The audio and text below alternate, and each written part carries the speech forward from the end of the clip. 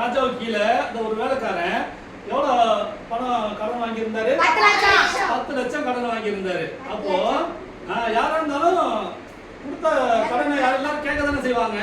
யாரா இருந்தாலும் கொடுத்த கடனை என்ன பண்ணுவாங்க? வசூல் பண்ண வருவாங்க, கேட்பாங்க கண்டிப்பா. அப்போ அந்த ராஜா கீழே இருக்கிற வேலைக்காரன் எவ்வளவு ராஜா கிட்ட கடன் வாங்கினாரு? 10 லட்சம் கடன் வாங்கியிருக்கிறாரு. அப்போ 5 வருஷம் ஆயிடுச்சு, இந்த வேலைக்காரன் என்ன பண்ணல? அந்த காசை திருப்பி கொடுக்கல. அப்போ அந்த ராஜா கேட்கிறாரு, ஏன்பா நான் கொடுத்த 10 லட்சம் என்ன ஆச்சு? வருஷம் எத்தனை ஆச்சு? 5 வருஷம் ஆச்சு, நீ தரவே இல்லையப்பா. ஓகே, ஏதோ ஒரு வருஷம் 6வது வருஷம் தொடங்கும். ஓகே, ஆமா. இப்ப ரொம்ப ரொம்ப நாள் ஆச்சு, இன்னும் தரவே இல்லை, எனக்கு கொடு அப்படின்னு கேட்கும்போது இந்த வேலைக்காரர் என்ன சொல்றாரு? ராஜா, எனக்கு இப்போதைக்கு வருமானமும் இல்ல, எதுவுமே இல்ல, ரொம்ப கஷ்டப்படுறேன் அப்படின்னு சொன்ன உடனே அந்த ராஜா என்ன பண்ணாரு?